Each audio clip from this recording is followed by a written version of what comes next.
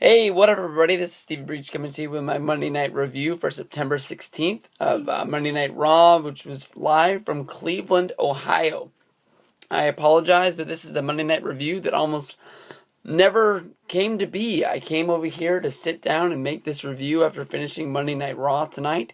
As I sat down, I pulled up the review that I like to use to sort of breeze through. It uses pretty good thumb notes. I don't sit here and read the review to you. Daniel Bryan lost the WWE Championship, but I just like the way they format it out, where they put the names of the titles of each segment at the top in bold, so I can just sort of breeze through looking at that and remember back to see what to say. That's basically how I make my videos. Like, honestly, my brain can't remember 3 hours of everything that happened. I forget matches that happened all the time, but I came over here to sit down and watch this, and as I pulled up that website, they had a good video.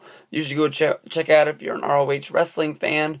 You can check it out on most sites that post news reviews, or you can just go to the ROH wrestling YouTube page. But it's basically about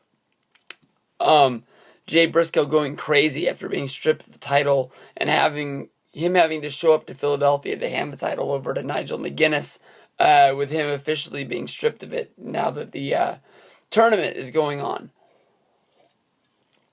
Just to give my little tips on that, I don't really watch ROH, but I keep up to date with it.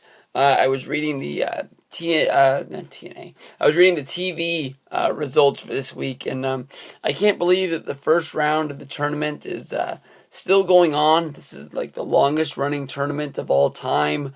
For some reason, WrestleMania 4 was settled in one night, yet this tournament, in my mind, feels like it's been going on for 6 months. I have no clue what the hell they're doing over there. But hopefully the Briscoes, if they're posting videos for ROH Wrestling, is a good thing. A lot of people were saying a few months ago that they were leaving the company and they would be making their way over to WWE, which could be good, could be bad. You never know. Take that gamble, see if they want them or not. But then again, they're not, they don't have the look for WWE, but I think that they could change what the look of WWE is. I think they're a damn good team.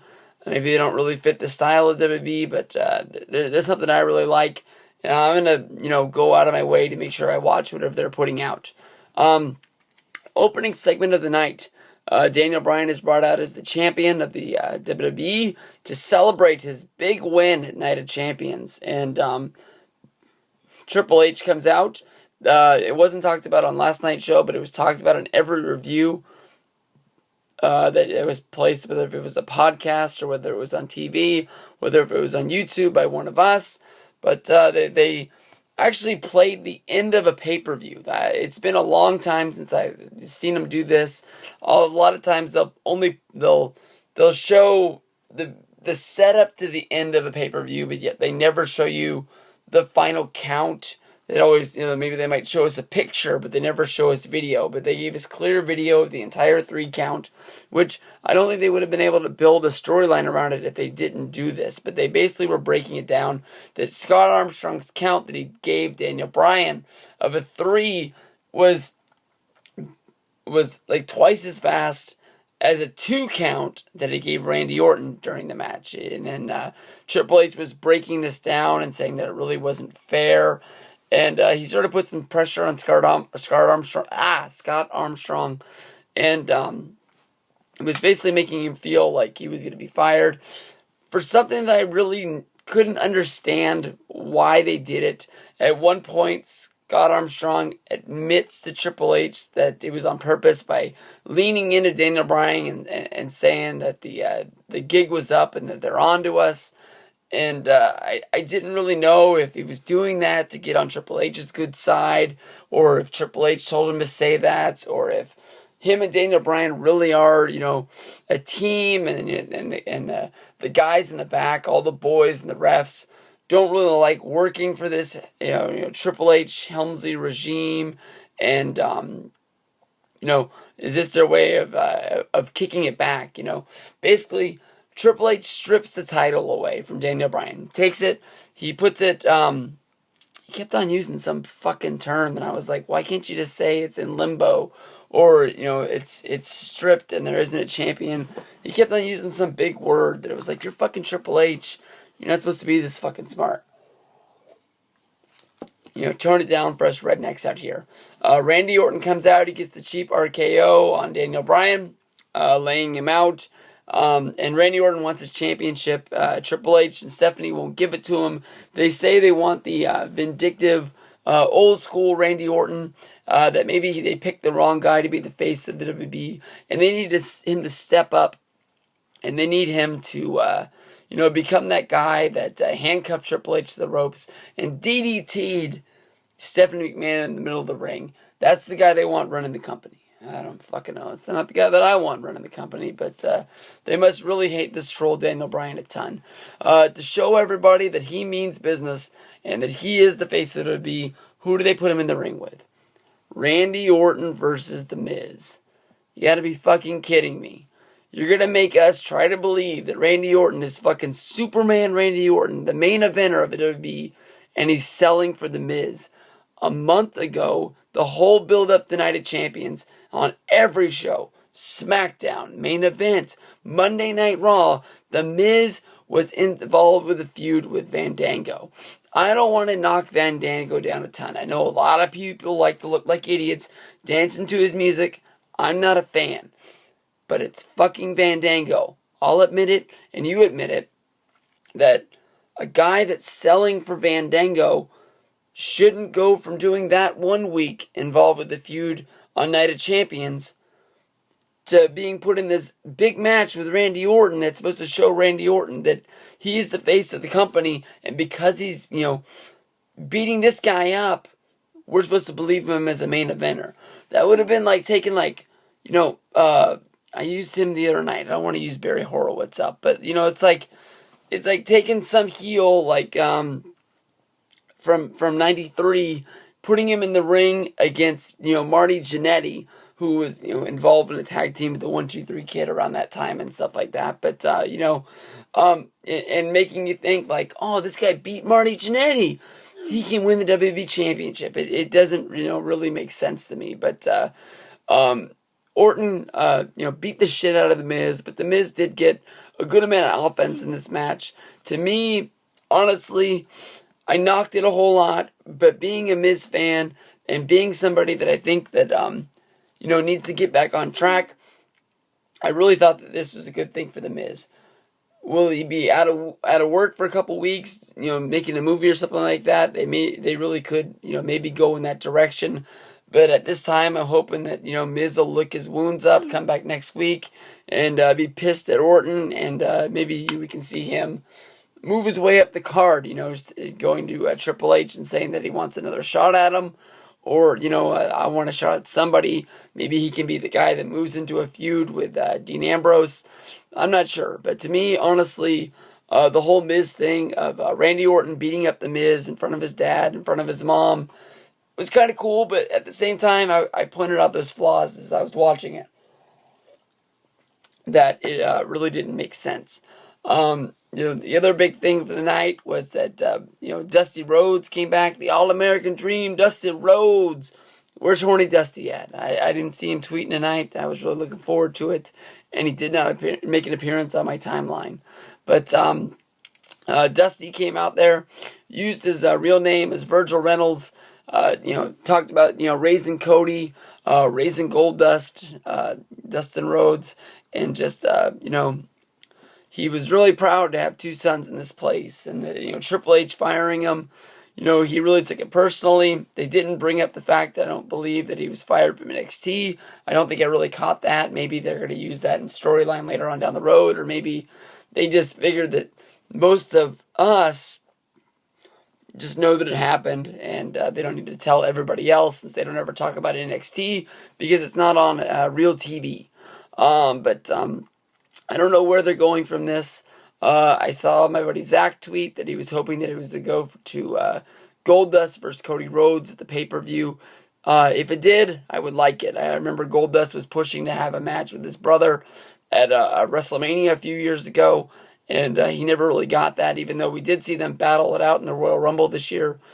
in January, so that was pretty fucking badass. But I don't think we've seen the last of Dusty. And then also later in the night, Triple H he did fire Scott Armstrong in the back. So I don't know if Triple H is moving on from the Rhodes and now he's going after the Armstrong family. Maybe next week we'll see Road Dogg versus Triple H, or some sort of something like that with a promo, and then Road Dogg will get fired. I don't know if he's going through the wrestling families one by one and getting rid of them, or something. I have no clue. I'll breeze through this pretty fast because I'm already at 10.5 minutes and I haven't even talked about Candy Corn yet. I apologize. Ziggler and Ambrose. This match was as good as the match last night. Fandango versus R-Truth. I don't even fucking remember that match. Total Divas versus non-Total Divas. I remember, Alicia Fox being out there. I remember they had a whole bunch of things. They didn't even really need the match, because if I remember it now, it was all about AJ and Natalya on the commentating team, but Natalia's mic never worked, so she had to borrow the Kings halfway through the match, and they didn't get all the shit in that they probably rehearsed in the back, and it basically came down to what looked like Natalya versus AJ one-on-one at the pay-per-view. They held the title up and they took the picture in between them and all that shit. So that's probably what the match is going to be for the next one. I don't know if you guys checked it out, but I made a video on TNA giving the boot to Mickie James. And so please check that out. A lot of things about possible things about Mickie James coming in to refresh the Divas division, since AJ's pretty much run through everybody one by one, and there's only a few people left that really don't matter, especially being Layla, who just did a heel turn when they really could have needed her as a babyface right now, because AJ really doesn't have anybody left to fight. Van Dam versus Sandow was a match. That's already mentioned. It was a match. We got to see Paul Heyman kiss Ryback and welcome him into being a Ryback, or I apologize, welcome him into being a Paul Heyman guy, telling us that there was no master plan, that this just happened to happen, and Paul was glad, and basically Ryback is his Superman. We saw the Usos become the number one contenders to face the Shield, and then in the show, Daniel Bryan versus Roman Reigns. Roman Reigns is the guy that I'm really, really high on. I told him to his face that I couldn't wait till the day that we got to see Roman Reigns kick the shit out of the other two members of the Shield, break free, and become the big star that I think he's going to be. He might be Batista, he might be somebody else. I don't really want to put that name on him, but I definitely see this guy as the guy that is going to be the shining star out of the three members of the Shield. Mostly, I just picked him because he was the one guy that nobody was talking about. A lot of ROH fans were drooling over Seth Rollins. Most of the other internet fans were all over Dean Ambrose. So I was like, this other guy doesn't have any fans, so I want to be the guy that jumps on board. Much like when I jumped on Jack Swagger when he was in ECW back in the day. And just hopefully I can write another guy to becoming a world heavyweight or WWE champion someday.